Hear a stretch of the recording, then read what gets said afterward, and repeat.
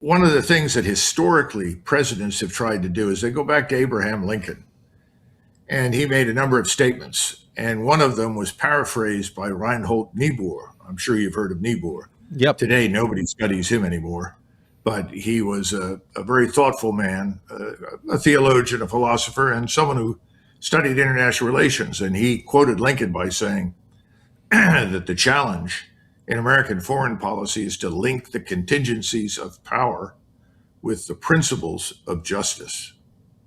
He said, you've got to do both.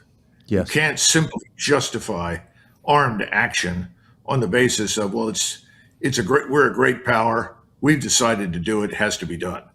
That was unacceptable to him. Now, this was spoken in the 50s in the aftermath of World War II.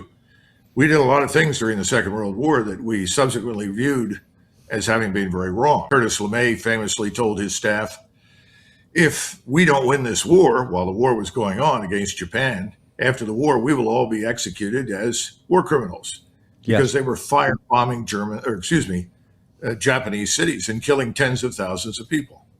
So we do know the difference. We know what's right and what's wrong. And I think we have tried to be on the right side of that equation. The problem is that we haven't always linked our actions in the way that Lincoln said. In other words, we don't always link the contingencies of power with the principles of justice.